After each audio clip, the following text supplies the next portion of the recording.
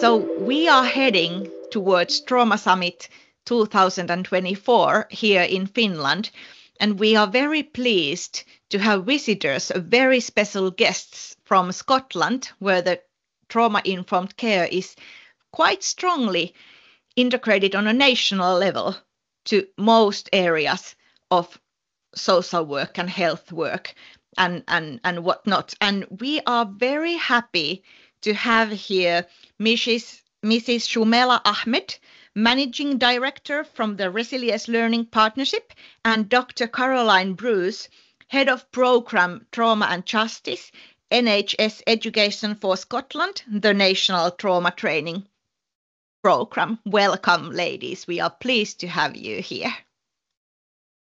Thanks for having us. Thank you for having us. It's an absolute privilege. Thank you. I wonder if you could each introduce yourselves a little and just tell us a little bit about your current roles. What do you do there in Scotland? So my name is Shumela Ahmed, and I'm the founding managing director of an organisation called Resilience Learning Partnership. Resilience Learning Partnership is a lived experience-led organisation, and that's the really important thing to know about what we do. So there's a great saying that goes with trauma-informed practice, which is it cannot be trauma-informed unless it's informed by the lived experience of people with experiences of trauma. So that's what the focus that our organisation takes, as well as doing a trauma-informed approach, and how we do that and how we engage with people with lived experience. Very much a learning and education organisation, but how we do that is in a variety of different ways.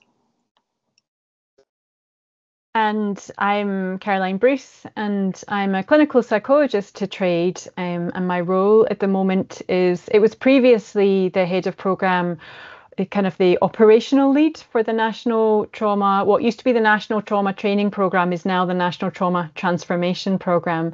I work for an organisation called NHS Educationfor Scotland. And so I lead on a lot of the educational aspects and the education and training aspects of implementation of trauma-informed approaches. But one of the things we've learned is that education and training is only one part of bringing about trauma-informed change. And so the National Trauma Transformation Programme is a partnership between ourselves, NHS Educationfor Scotland, the Scottish Government, so national government, and COSLA, which is our local government, as well as the Improvement Service, and Shumela's organisation, Resilience Learning Partnership. And that reflects the National Trauma Transformation Programme's understanding that to really affect change, you need leadership, strategic leadership at national and local government level. You need lived experience expertise, and you need professional experience expertise. And so between those three things, you've got two sides of that story. And so you've managed to get two out of the three kind of parts of our driving force behind this. And I'm so impressed. Just want to say how incredible it was when we heard about the event that you're having in Finland. And it's an absolute joy and privilege to be here. And I wish we were there in person so we could hear from all of the work that's going on in Finland as well. So this is a two-way process. It always is, that we are learning from you and not just you learning from us. So thank you for having us. Thank you so much, Shumela and Caroline. It's wonderful to learn from each others about how we do the work when we work with people who are hurt and who are suffering, and then when we want to make things better. And I'm really looking forward to this interview here. In Finland, our trauma-informed care seems to grow mostly on a very grassroots level. And we have kind of active cells in different parts of Finland where they are waiting to be integrated into networks. And we really envy you there in Scotland, because you have a national program for trauma-informed care. And as a first question, could you please tell us a little bit about what led Scotland to take a national approach to trauma-informed change, and why was that so important? I think that's a really good question, if you don't mind me going first, Shumela. And I think I have to say right at the outset, without the grassroots, we would not have a national trauma transformation programme in Scotland. And I think the same can be said for most programmes. Trauma-informed approaches, they start from the many and varied ways that the impact of trauma creates disempowerment and disconnection long after the trauma itself has happened or is obvious or visible. And so it's most often seen and recognised by those who've got the least agency and power, but are sitting at those grassroots, so survivors and staff working with them. And so one of the reasons why Scotland has the National Trauma Transformation was that at the inception of our Scottish Parliament, way back when, the grassroots movement of survivors, they petitioned the Scottish Parliament to say, this is important and we need to be thinking about this at the highest level, because we don't have the power to make change. We've got the power to understand what change is needed, but we don't have the power to make that change. And so right from its inception, really going forwards, came the Survivor Support Policy Team at Scottish Government. And that's a fairly unique position to have, as a full policy team leading what we now see as being the National Trauma Transformation Programme. And their job was to look at what do we need nationally in order to support the needs of survivors of trauma and adversity. And so whilst grassroots experiences and narratives should be and are part of the bedrock of this journey, we also, when we started looking at strategically, we at that stage needed to bring in the evidence base. So thinking, as well as what people were telling us at the grassroots, what does the evidence base tell us about how trauma affects us as humans, and what we need in essence to recover from it? And one of the big things there was that's not just in terms of mental health, but across such a wide range of areas. And it's because of that wide range of areas that we need strategic national oversight. So I think that at its essence, this is about something that we can all stand behind. It's about being able to live the life that you choose, the right to a fair and equal access to resources like education, protection from crime and from harm, health, family life, a home, employment. And the impact of trauma, we recognise now, can interfere with all of those fundamental building blocks of life: how we stay safe, how we learn, how we understand our own place in the world, how we seek or gain comfort, and how we trust or relate to other people, and how we, the fundamental building blocks, how we form and sustain relationships and make families. And that's so very critical, because how we relate to other people and how they relate to us is, on the one hand, really strongly affected by early experiences of trauma and adversity, but also really then affects how we relate to maybe a receptionist in the doctor's surgery, or the doctor, or a teacher, or a prison officer, or a dentist. And those people and those services are the gateway to so many fundamental life chances.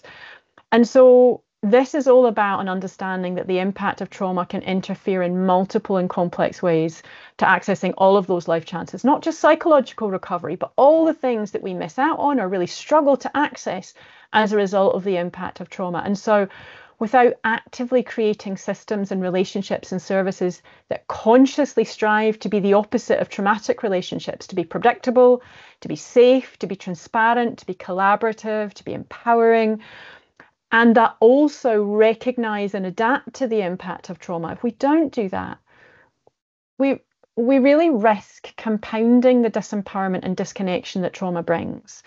And that leads to further trauma and adversity. And a fair and equitable society, as Scotland aims to be, it recognises that nobody should be blamed or excluded for the impact of traumatic events that have happened. And whilst none of us as individuals intentionally do that blaming or excluding, our systems, without careful tending, or can do that for us. So sometimes people think of trauma-informed approaches as being about, psychological recovery and about mental health recovery, but the reality that we've realised is that trauma has such a broad reach across every aspect of the life chances that we need, across health, across education, across all those different things, that we need to take a national systemic approach to it. So some of the examples we often talk about is if we have an education system that understands the ways that the experience of trauma can affect a child in school and their ability to learn and how they learn, where teachers are able, without needing to know the individual trauma histories of each child, but if a teacher is able even then to intuitively realise and recognise where a child might be affected by trauma and to adapt how they work and teach that child, then that child is more likely to learn and to develop, and which has wide and long-term consequences for all kinds of later outcomes. And to take another example, if dentists recognise that experiences of trauma can lead to the risk of re-traumatisation in the dental chair, especially if there's been any form of oral abuse, then those dentists are more likely to be able to adapt how they work to change that and make dentistry more accessible, and all of the things that comes with that. So what I'm trying to say is to take the momentum and the knowledge and the huge amounts of insight and passion from grassroots and to combine it with the evidence base and translate that into change at systems level. It really takes coordination and agreement of direction of travel. And that's where policy and strategy comes into play, and having a specific policy team in government able to support, for example, reviews of high-level policy and strategy and legislation, and then think about how do we support people to implement those kinds of changes. That's been really key to taking that grassroots understanding momentum and translate it into change in practice.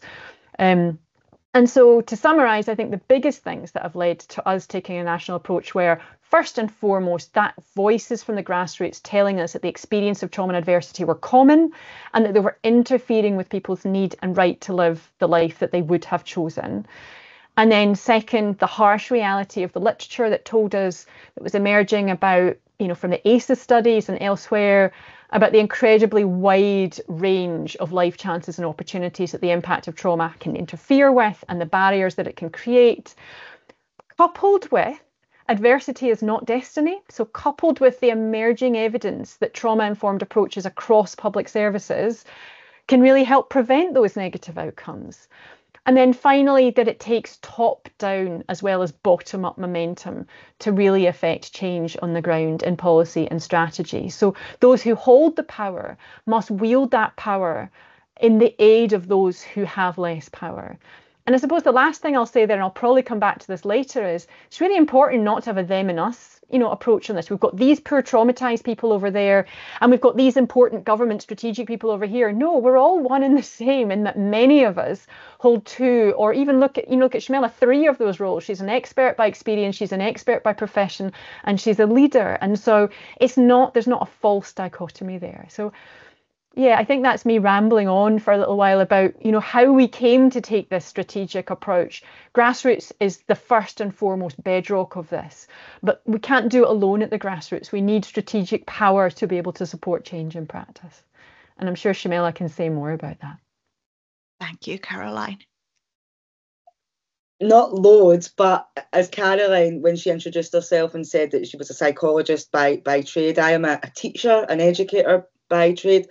But I also have lived experience, and it's my lived experience comes from the grassroots often, or grassroots movements, grassroots organisations are very much made up often of people with lived experiences, and it is the insight that grassroots and lived experience community can bring. That is the why for us. As someone with lived experience, I really understand how complex it is to navigate some of the systems and services that either end up in your life because of the complex trauma, or that you perhaps need to access to address some of the complex trauma you've experienced. Trust is a huge issue around that. That's why it can feel very inaccessible to people and not inclusive. And we need people with lived experience from the grassroots who really understand that, as Caroline said, to work alongside our leadership, to work alongside our experts by profession within the sector, to bring that value and added insight that only those who have actually lived through services, who have been in care, who have been in prison, who have been in addiction, can truly tell us what that feels like and how we need to design things differently.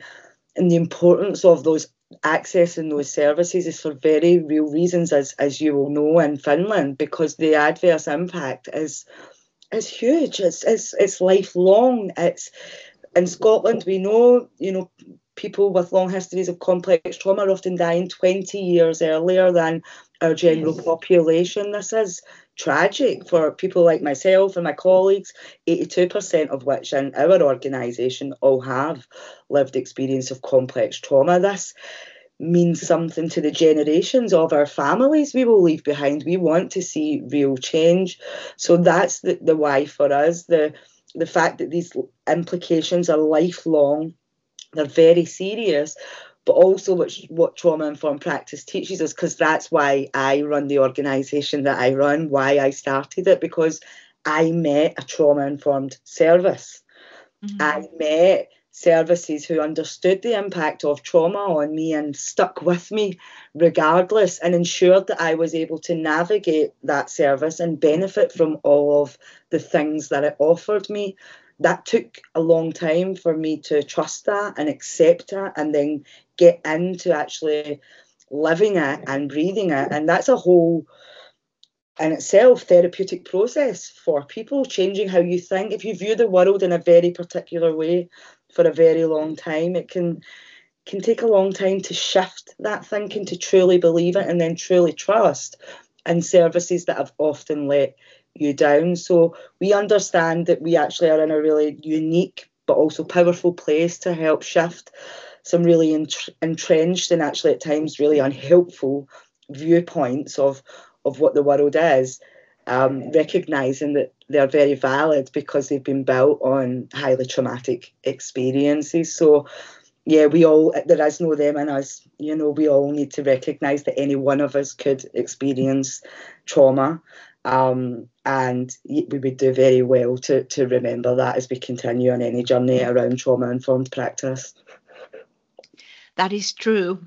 All of us, we never know what life is bringing towards us. So that's a very important thing to remember. And thank you so much, Caroline and Shumela, for your insight on trauma-informed care.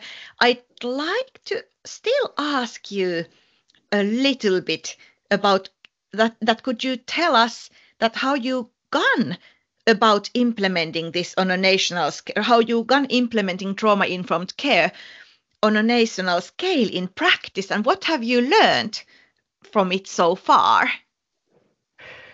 Well, we've learned that it's hard. Yes. And I'm sure, we would all say that, not because, it's not because of any, malice or difficulty or resistance, although there can be resistance. It's just anywhere where you're trying to implement, a big complex shift of something that's subtle, that is nuanced. It's hard and it's a long journey. And I think Shumela and I would both want to say that Scotland is doing lots of hard work, and lots of people from the ground up are doing lots of work.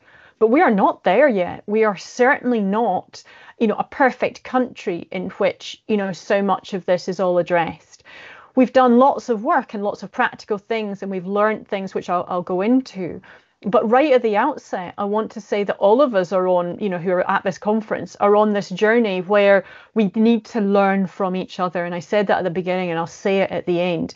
It absolutely is no, look at us, we've got this sussed and we know exactly how to do it. If you just follow us, you'll get it right. Each culture, each organisation, each system has got its own needs and its own wants and its own way of doing it. And the biggest thing I have learned, and my tendency, I've got 2 doctorates, I've got 4 degrees, I like to be educated, I like to, know what's right and then do the right thing. And if I've learned one thing, is like, no, you can't, you can have a plan, but you probably won't have to get to stick to it, because there's multiple different ways in which the impact of trauma and complex trauma and of systems and of COVID and of, all the different stresses and strains that come on us as people and us as leaders and us as, service users mean that we have to constantly shift and change. So that's one of my personal reflections, becoming, a bit more flexible. And if I can speak personally, I suppose I hadn't intended on talking about this in this interview, but something I've been thinking about is how I met Shumela in the first instance. We were, way back when at the beginning of this process, if we want to say a bit about how we started this, well, we had the grassroots, then we had the leadership work, and then we developed a knowledge and skills framework. And the reason for that was because there's lots of different people talking about lots of different things, but we needed people to generally be using their energies to pull in the same direction. And so we worked with people with lived experience, with the evidence base, with professionals to develop a knowledge and skills framework that said, what does trauma-informed look like? What are its aims? And what are the knowledge and skills that different people need to know and be able to do to bring that about? And once we had published that quite complex, dry academic document, what it meant was, it was a bit like, if you've got a flock of geese and they all somehow managed to get from, Scotland to Canada, or, very long distances all together, and bet your bottom dollar, head goose is not saying to the next head goose, right, turn right at Antarctica and then turn left here. They all have a map internally inside them, and each leader takes over and they're following that same map. And so we had to create that joint map so that with each different leader that did a different thing, we might be going in a different direction, which meant that we got nowhere in the end. So we wrote that knowledge and skills framework. And the first thing we learned from that was knowledge and skills will get you so far, but not very far unless you're thinking about leadership and systems change. So then we started to deliver some training for leaders. And in the beginning, it was whoever wants to come can come, because it was very early doors. And Shumela came to a really early one of those. And I think she put her hand up and she went, this is all very well and good, but where's the lived experience in all this? Excuse me. And we went, good point. We're talking about this from a professional experience. And so we realized that lived experience needed to be integrated into that training. And I'll be honest and say I had anxieties about that. I'd never met Shumela. I didn't know what she'd bring to the table. I thought about the risks for Shumela, but also I was trying to control what we were doing at the time to make it really we've got all these leaders in the room and this is really quite terrifying. And what I learned from that process is, in lots of ways, trust goes both ways, and trust is so intrinsically important to doing anything in this world. You have to work quite hard for quite a long time for big, scary organizations to trust the people that are trying to tell them to do things differently, and the people that are trying to tell them to do things differently to trust the organization. And that was one of the big things I learned from Shumela early doors, was if you developed a trusting relationship over a period of time, there's huge amounts of benefits that come from that. And so in all of our relationships, we have to have choice, control, safety, collaboration, and trust. And I say it quite patly, but really, it takes quite a long time and systems change to be able to do that. So just very quickly, some of the technical things that we learned. So we learned that lived experience, professional experience, evidence-based, and leadership was really important in driving that forwards. And so we have those 5 organizations that do that. We also realized that training was not the first thing you should come to. We realized that culture change, big systems change, takes leadership. I once heard a quote that I quote all the time now: culture eats strategy for breakfast. And by a trauma-informed culture, I mean leadership that really embodies an understanding of that phrase, looking at if someone's not doing what an organization wants them to do, you think, what's happened to you? Why is that child in the class not listening to me when I'm telling them the 9 times table? Why are they kicking off at the back? And rather than going, what's wrong with you? I'm going to exclude you. It's what's happened to you, and how is that influencing how you're behaving, and how do I adapt my teaching to make that more accessible to you? And that's easy to say, but really quite hard to do. So that culture shift where head teachers allow teachers to take different ways of doing it involves, in the first instance, making sure your staff are well and not, overstretched and underprepared, making sure that your leadership kind of understand this and have set an agenda and see this as important, and making sure your culture reinforces what you're trying to do. There's a lot more I could say about leadership, but we run a whole training around trauma-informed leaders training around leaders being it, doing it, and seeing it through, so they model those principles themselves. To make this much shorter for everyone here and get to Shumela, who always absolutely trumps me in terms of the richness and depth, all of the learning that we did around leadership kind of developed into something that we've called the roadmap, which our partners in the improvements service published. And the roadmap has 2 halves to it. The first half is, what are the 9 elements of a trauma-informed organisation? I'm just going to list them. If you want to know more about each of them, you can go to the roadmap. So as I've said, leadership, culture change, workforce well-being. Need to get those 3 right first, because as Shumela says, stressed people can't support stressed people. As my boss says, you can't pour from an empty cup. And then on top of that, you've got the knowledge and skills of the workforce. You've got feedback loops from people who are using your services about what they're like, because as Shumela will probably say, you're flying blind unless you've got those feedback loops.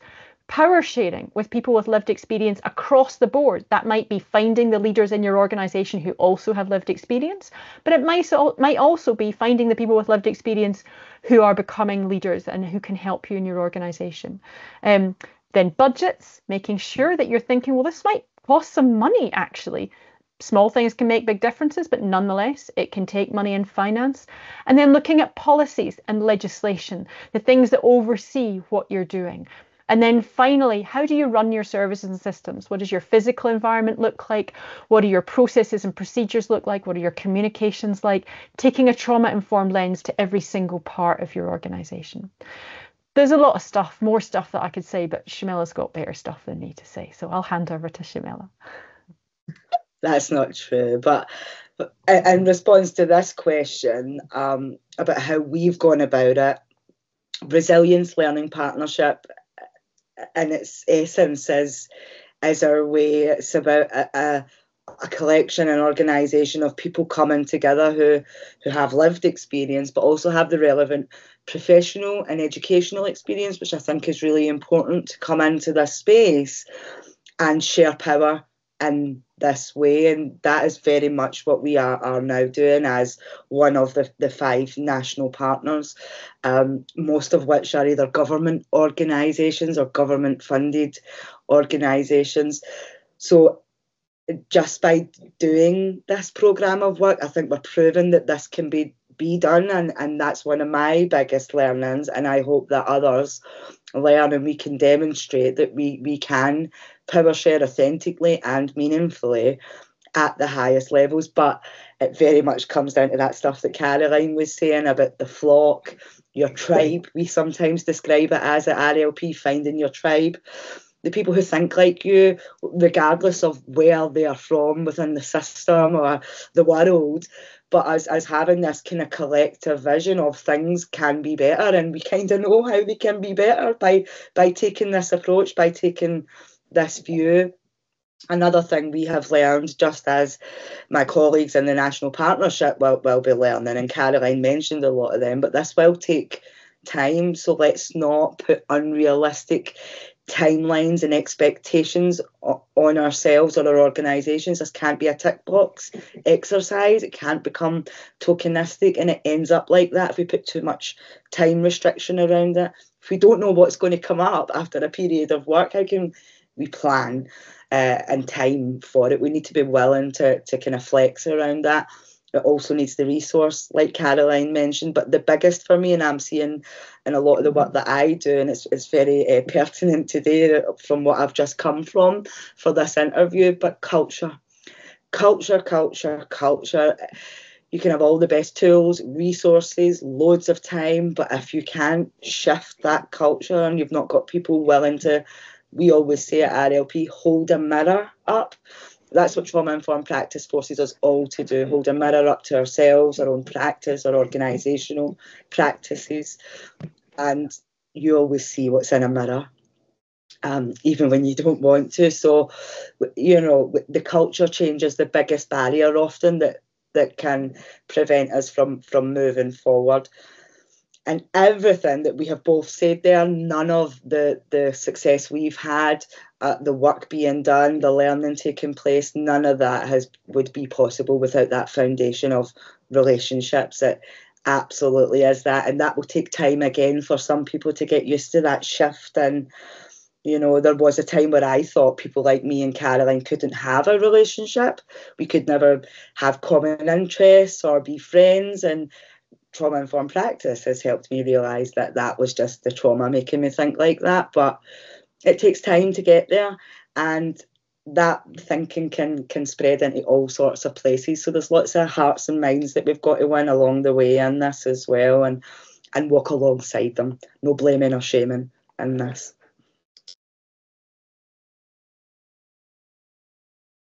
Thank you so much. You speak so beautifully about relationships and working together and the culture of trauma-informed care and how we really need to speak the same language with all the people we are working with. So it's wonderful listening to you two there. I'm almost on tears here. but we need to continue with this interview. So I'll ask you this question. Next question with this, that we have considered that trauma-informed practice is actually evidence-informed practice. By this we mean that in addition to all the very important academic research and the tacit knowledge of experts, also the information from the lived experience of service users and grassroots professionals is listened to and validated. And why are ordinary people so needed in successful trauma-informed care? Why is that? So we have a saying over here in Scotland, and it goes along with the work. Trauma is everyone's business, because trauma impacts all aspects of our lives, and we need everyone to understand the basics around that. So we need not just those with lived experience or those who work in specialist services, for example, but we need receptionists, dentists. I want to get in front of bus drivers, train drivers. As a young person, I had a real experience on a train, and it always still makes me think that it would be really useful to give train drivers some basic trauma-informed practice training and understanding. Teachers, shopkeepers, because they are people, and as well as them perhaps possibly having experienced trauma, or people in their family having experienced trauma, they will undoubtedly come into contact with people who have experienced trauma just through the nature of their job. Now, a receptionist doesn't need to know how to treat trauma, but if a receptionist understands that if someone comes into the reception and it's not their best day and they're perhaps being aggressive and they don't take some information that's relayed to them very well, and they might kick off, as we would say in Scotland, them understanding that might be a trauma reaction, and not just that that's a bad person who likes to get angry or upset or be aggressive, but that there's probably very valid reasons as to why this person can't regulate their emotion right now, why they're coming across in maybe a threatening manner. And having that information, being armed with that information, will allow you to de-escalate. It will allow you to not feel personally attacked and build up your own barriers to people, contributing to actually a very unhealthy culture in something like a doctors or dentists or a community centre where we have people coming in and out all the time. So something I often say in the training that I deliver is that learning about trauma-informed practice didn't just make me a better teacher, a better educator, a better professional, a better practitioner. It's made me a better human being. It's made me understand humans in a way that I didn't before. I will always now, even to my detriment, what comes to my mind first is what happened here rather than what's wrong here or with this person, with this child, with this situation. And that's what us all knowing a bit about trauma. We don't all need to be experts. We don't all need to be trauma experts.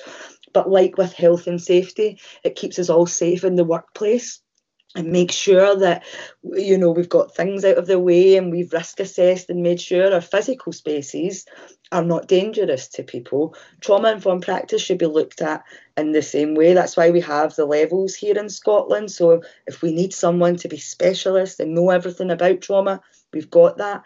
But at informed level, we just want to let people know the basics to help them along their way. In my experience running an organisation, it really helps with. It's also a very good way to run an organisation, to run a system. It recognises everybody in the service, in the system. And I don't think the way that we currently run our organisations, services and systems does that. Trauma-informed practice ensures we're thinking of everyone in our organisation, not just those with important job titles.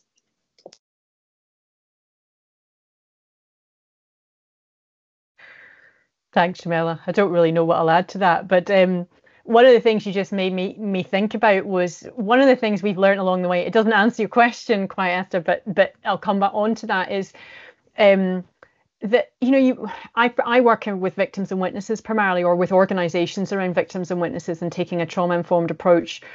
in our criminal prosecution process. And that's an adversarial process in Scotland. And so there may be many, for example, a police officer investigating a rape says, look, I just need to catch the bad guy. Let's say police officers never say that, but that's ultimately what police's job is to do, is for public protection and to catch anyone who's likely to cause a risk and to prosecute them. And so when you come along with your supposedly fuzzy and airy-fairy trauma-informed approaches in terms of, well, let's give the witness choice and control as to how you interview them. And, in the first instance, that can seem kind of a bit unhelpful to the police officer who's trying to get a job done. But actually, if and when you explain that a trauma-informed approach will be better for the victim, but it'll also be better for the officer, you're going to get better evidence from them. It might take a wee bit longer, but they're more likely to be able to tell you more information, either intentionally or unintentionally, in terms of if they're within their what we call window of tolerance. If you're able to keep them in that window of tolerance, their brain is going to be able to fetch more information. They might be able to do an EFIT identification of the offender better, or whatever that might be. And so one of the key tricks of the trade we found is when I'm trying to work with a leader about implementing trauma-informed practice, I think, what is that person's job? And how do I show them that by being trauma-informed, they're going to be able to do that job better? So if it's a dentist, they're going to be able to fill more people's teeth if they take a trauma-informed approach. Or if they're a forensic medical examiner who's examining a rape victim immediately after a rape, they're going to be able to take the samples, more likely to be able to take the samples that will help with the prosecution. So I think I know that those are quite strong examples, but I think it's really helpful to show people. I've got a really great colleague of Shumela and I's called Jenny Young, and she talks about this is not another thing on your plate. It is the plate. And it is our job to be able to show people how it is part of their plate. The one last thing I wanted to say, which is a bit of an answer to your question, is about, why are ordinary people needed in successful trauma-informed work? Well, most of us are extraordinary in some ways. And particularly people affected by complex trauma can have some extraordinary strengths as well as challenges. And I think Shumela is testament to that. That we talk about, the SAMHSA 4 R's of trauma-informed practice: recognise the prevalence, realise the impact, resist re-traumatisation, and respond with an understanding of that impact in mind. In Scotland, we've added 2 more. We've added relationships. So make sure that all of your relationships are thinking about trauma at their heart. And then the last one is making sure that we're also recognising people's resilience and playing to their strengths. So one thing we talk a lot about in leadership is make sure that your system tries to work around the needs of the person rather than forcing the person to work around the needs of the system. So small example, you must come in and see us at 9 a.m. on a Tuesday morning. And if you don't, we're going to send you a letter telling you you're a bad person, you've cost us lots of money, and we're discharging you from the service. When actually 9 a.m. might be a really difficult time for someone who has flashbacks and nightmares through the night, and 11 a.m. might be easier. So you say, when would you like to come and see us? Very simple example. And so a part of that is also, okay, what is this person's strengths? What do they bring to the table?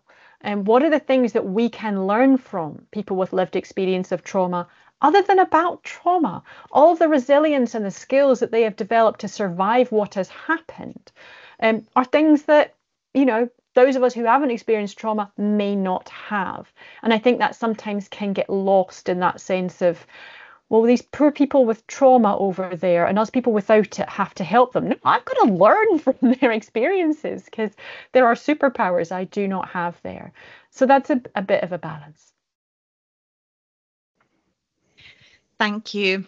Once again, you talked so warmly about relationships and how we need to work with people with the strengths, what everybody has. Everybody has them. And I think that's really one key when working with when we are working with people who have a lot of suffering and pain in their lives. And that's something I made a mental note for myself, that I really have to make sure that I remember to use relationships and then the strengths when I work as a social worker in child protection services. I think those are the very important important point. So thank you so much, Caroline and Shumela. But now I'd like to ask you a question. I've been like eager to ask this, and you have mentioned it quite a few times already, but I still want to make it a question on its own, because you talk a lot about lived experiences here in this interview, and also on your online materials. And I would like you to send us then some links to your materials that we can add to this interview. But what is a lived experience, and why is it so important in trauma-informed work? And what have you learned along the way about why, like what makes so successful power sharing?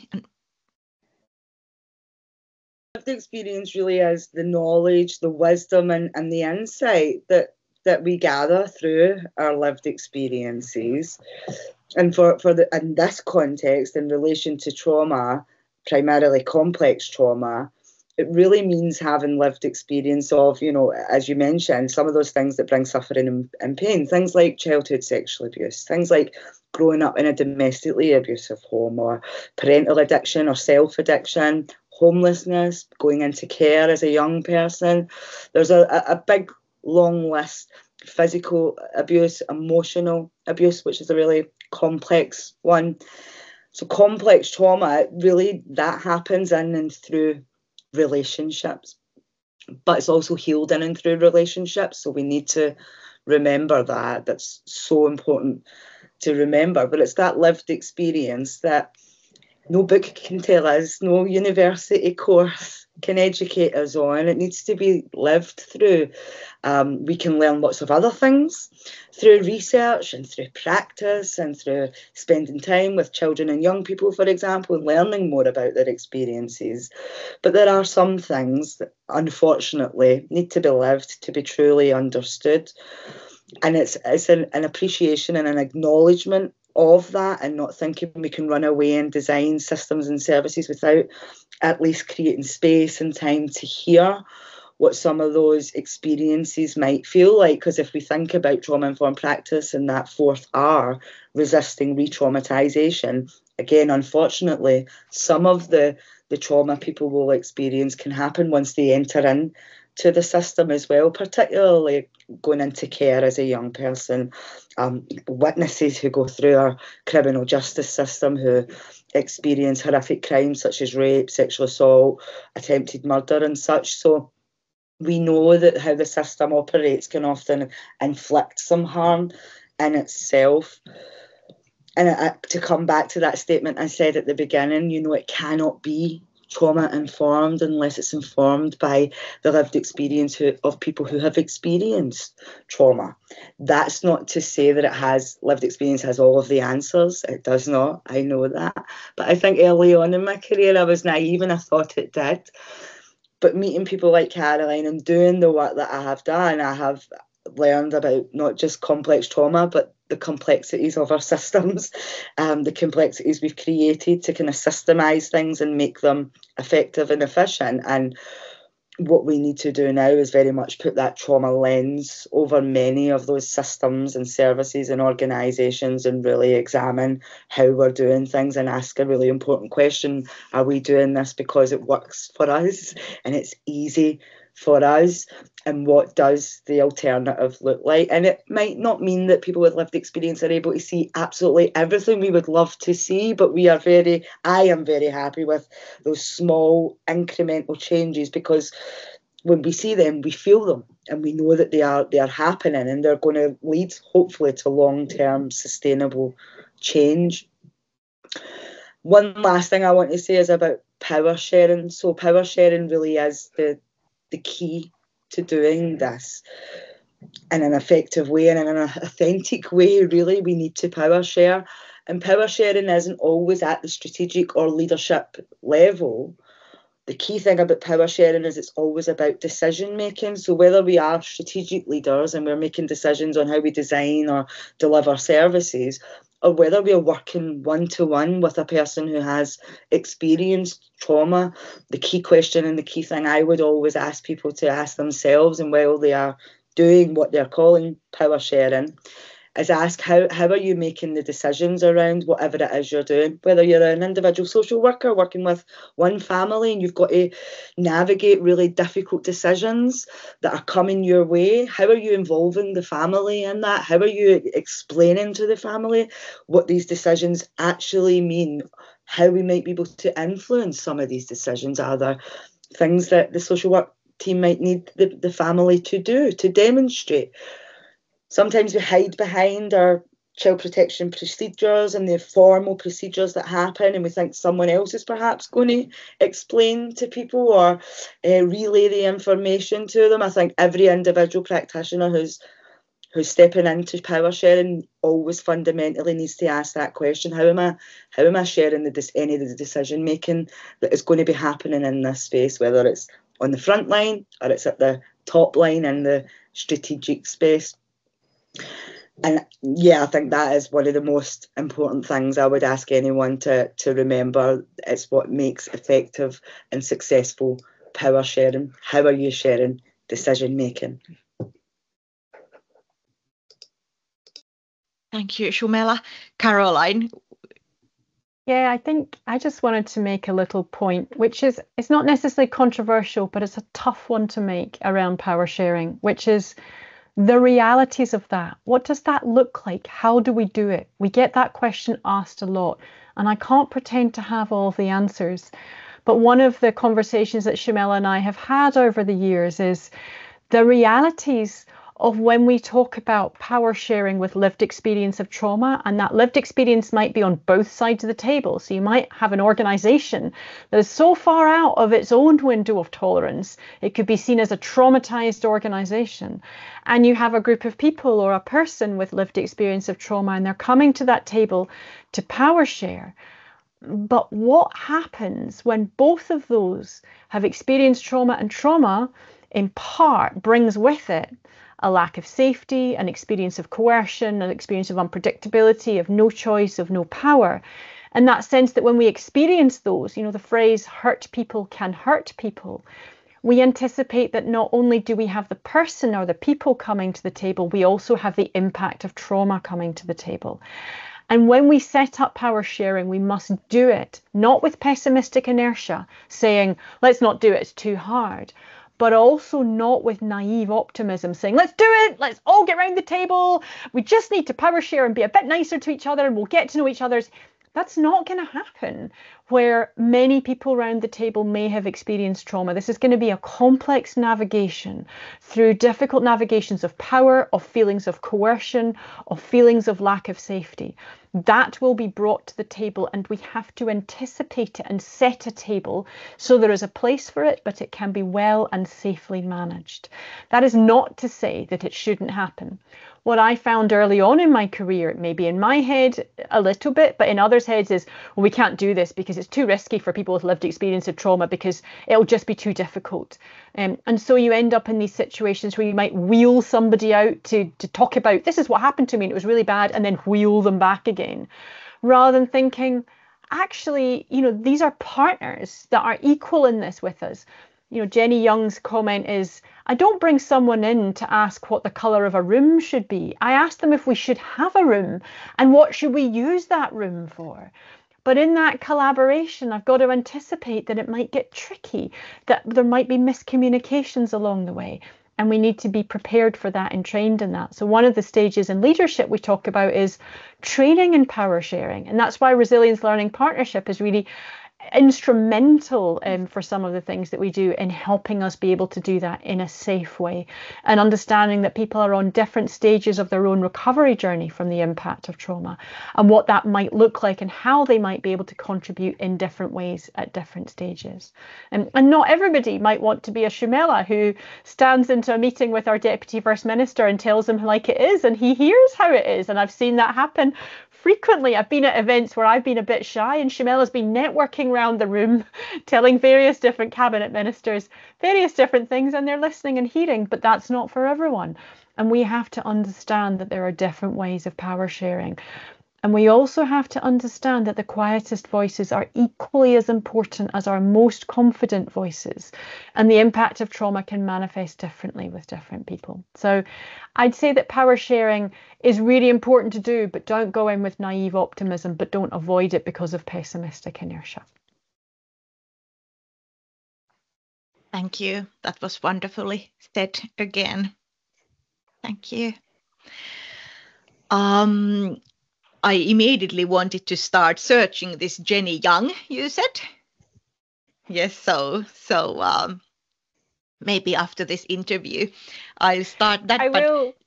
You should send her Principle of Tolerance video. So she's got 2 videos that we have on our website, which we can share with you. One is a 15 or 10-minute video about what is the window of tolerance and how does it affect people. But then she has a second video, which is just brilliant, about what is the window of tolerance as it applies to an organization? And how, as an organization, can you look at your own window of tolerance? And they're really, really great videos to look at. That's something I really look forward to. I haven't even thought about a window of tolerance regarding an organizational level, on an organizational level. So thank you. Thank you so much.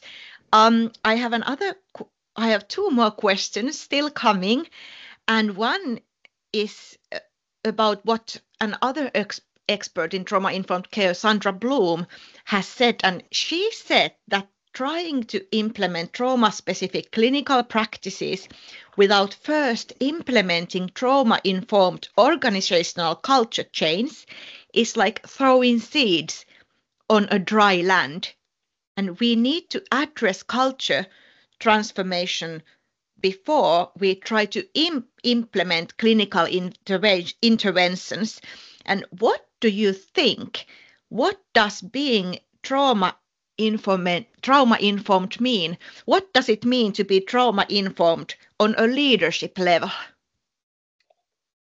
I'm sure Caroline will bring loads to this too, but for me and for people with lived experience, but just in general, it means being accessible as a leader, being visible in your organisation and in your sector, embodying those principles of choice, collaboration, empowerment, trust and safety. And as we often say here in Scotland, it's about modelling the model.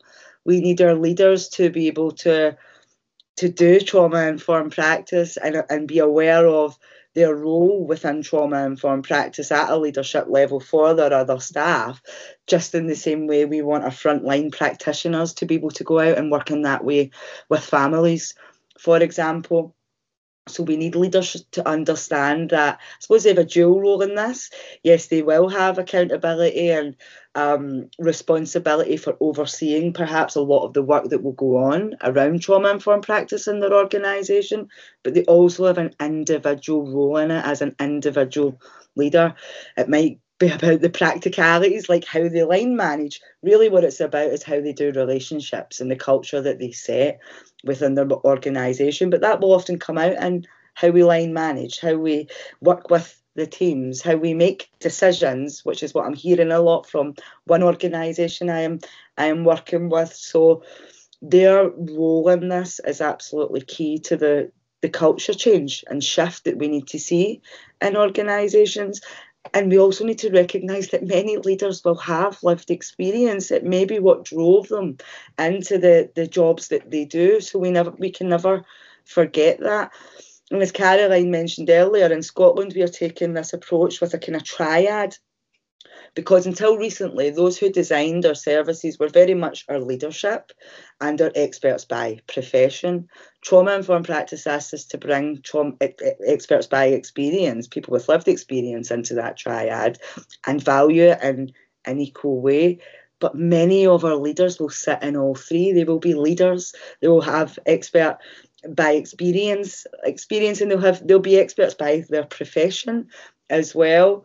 And we still need to shift that culture. But in my experience, it's often because leaders work in cultures and organisations where it isn't currently safe to share that they have lived experience. So leadership are absolutely vital in this, and they're integral to an organisation taking in this way of doing things, and staff feeling like it's authentic and it's meaningful.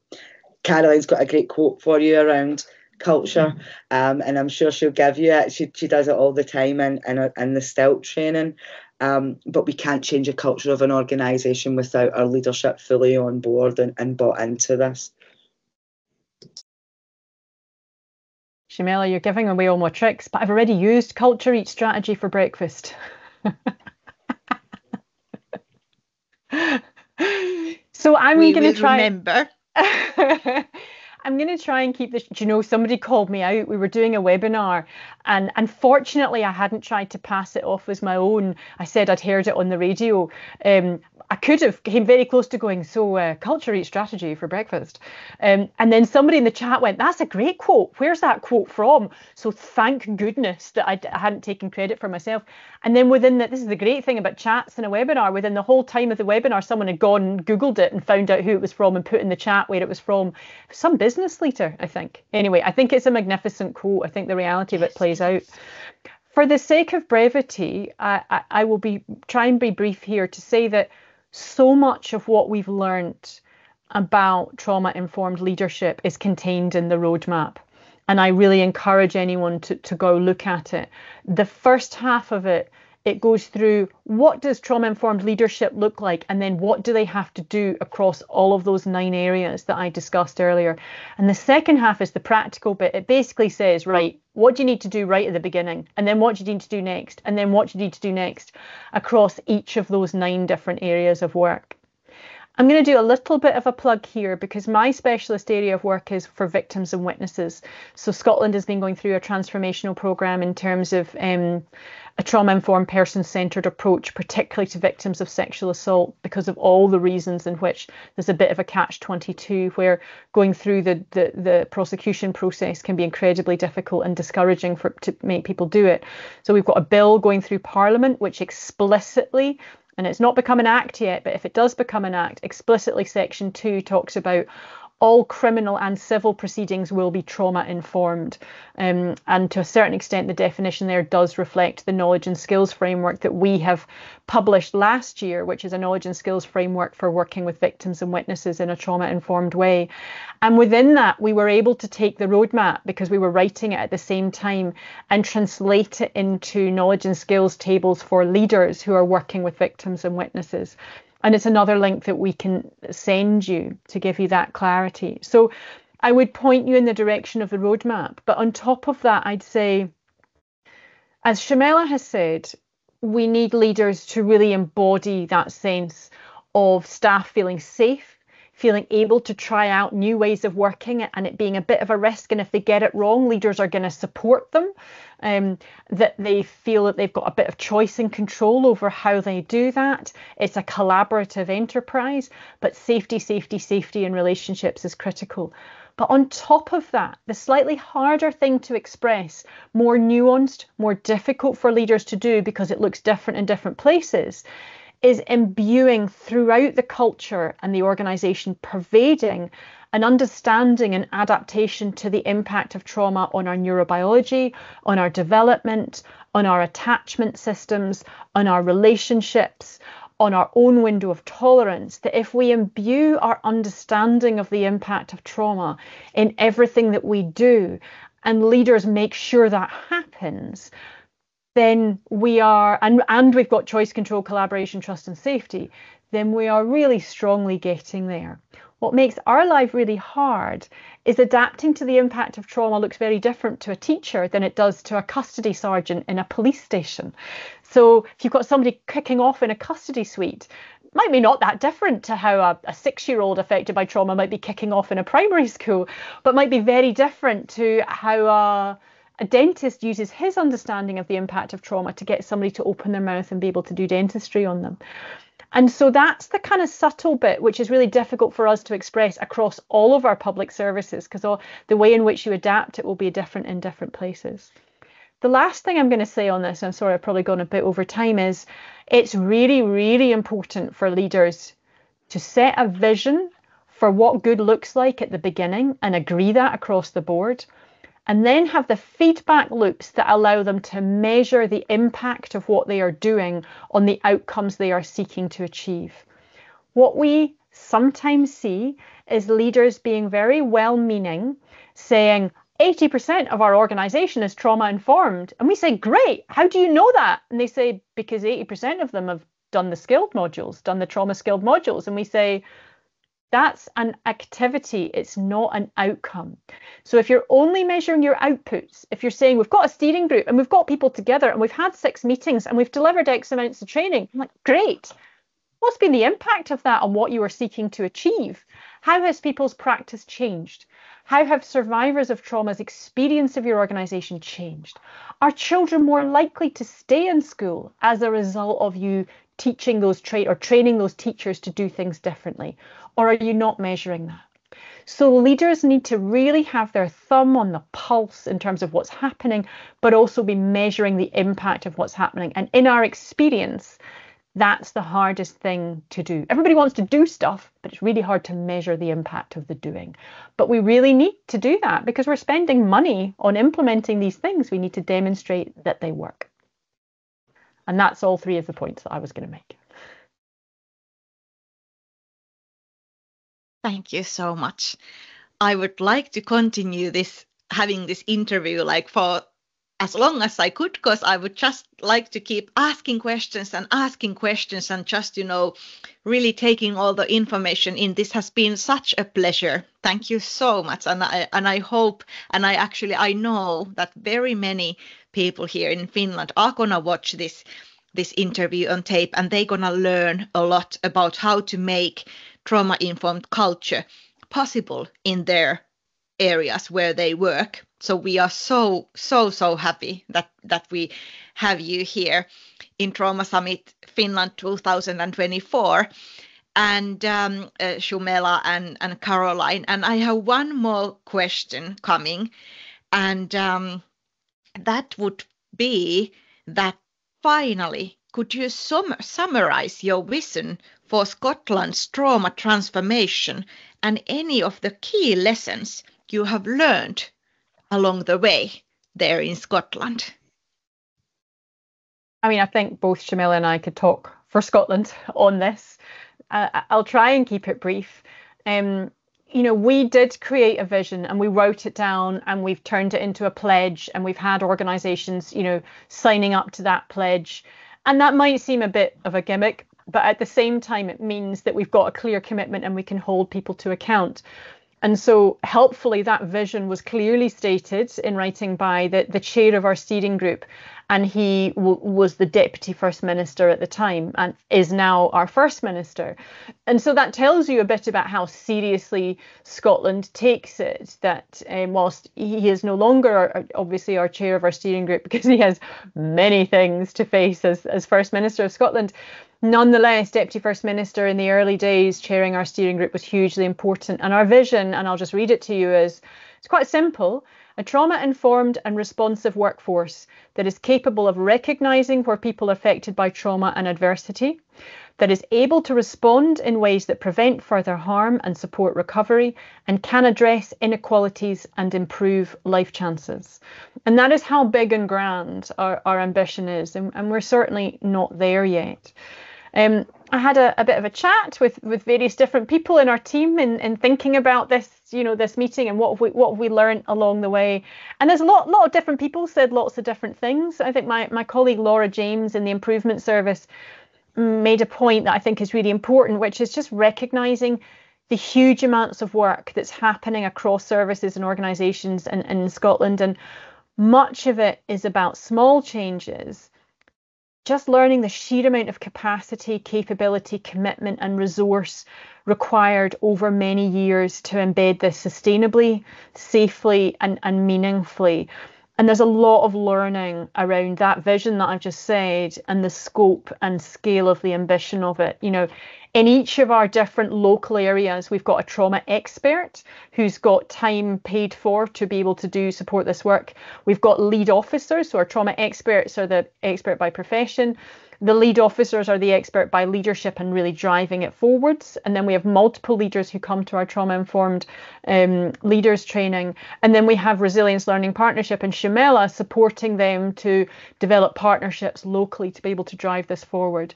And those partnerships have been really critical. And what we've learned from that is, yes, small changes make big differences, but actually you need a lot to be able to drive this forward on a national scale across the breadth and depth of public services that we're trying to do it. It's not easy. People can argue, people can fight and disagree, but you have to anticipate that. And when we were starting out, we talked to a really inspirational woman called Angela Kennedy, who was doing some of this work in mental health services down in England.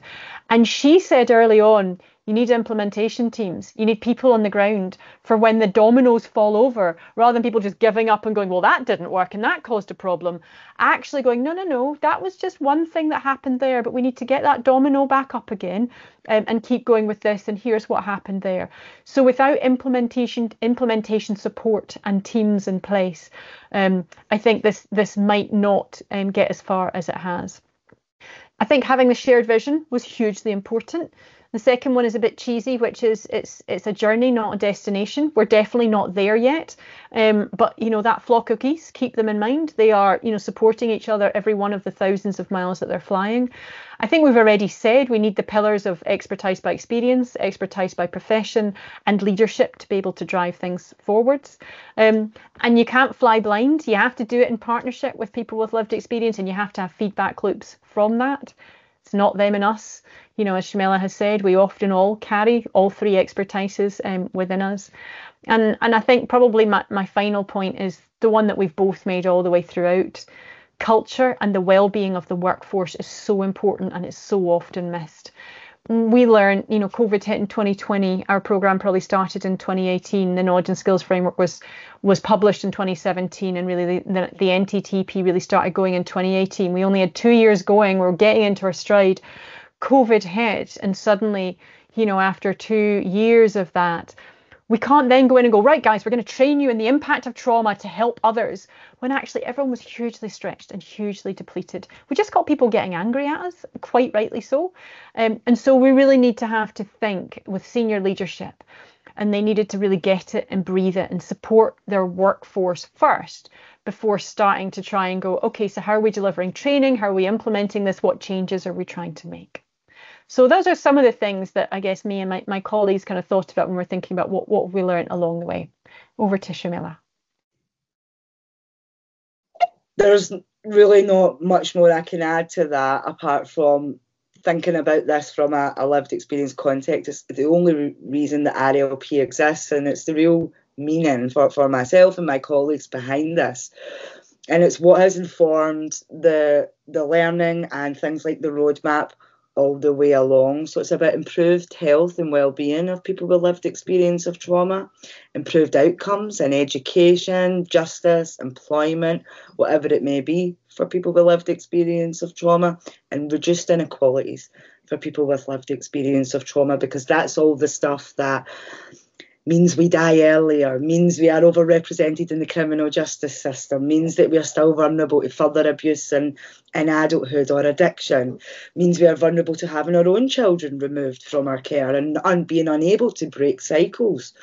So this is the real, I'm in it for the long game. My colleagues are in it for the long game. I am trying to work myself out of a job, but I've come to the realisation that some of this stuff will take years, if not decades, to truly bleed through into our society. But I do it in the hope that kids born today, in 40 years' time, when they are my age, the world is different. Outcomes look very different for them. They are living longer, they are thriving earlier, and they are contributing to our world in a way that many currently are unable to. And the lessons for me around that, so that's the long-term vision, but the lessons that I've learned along the way are it's all about power, this, and that we cannot do that or shift any of that without the foundation of relationships and without truly understanding what relationship-based practice is and doing it authentically in our everyday practice and in the places that we work and with the people that we work with. Thank you ever so much. It was such a pleasure to have you here, Mrs. Shumela Ahmed and Dr. Caroline Bruce. We learned so much from you, and we are looking forward so that about work we can do together in future. And I'm really looking forward to those links. Then what we can add to this interview so that people are available, people can then search and read and learn still more about your work, what you do there in Scotland. It just seems like we really appreciate it here in Finland, because that's something what we are hoping to get to us as a country here, so that we could do trauma-informed work in the same level what you are doing there. Thank you so much for both of you. Thank you so much for having us, and we really look forward to learning from Finland. There's many things about Finland that we look to in terms of social progression, and you know, it's an absolute delight to be here, and we really look forward to working with you. And if you are using some of our resources, to hearing how you've adapted them or changed them or made them culturally more appropriate in Finland. So you know, from my perspective, thank you so much for having us. I hugely appreciate it. Absolutely, yeah. Second everything that Caroline says. Please stay in touch with us, and it'd be so great to hear how your journey is unfolding as you continue on it. And thank you so very much for the opportunity to talk about the work with a wider audience outside of Scotland. It's a real privilege. Thank you, and we will keep you updated on our journey on Trauma-Informed Finland here. Thank you.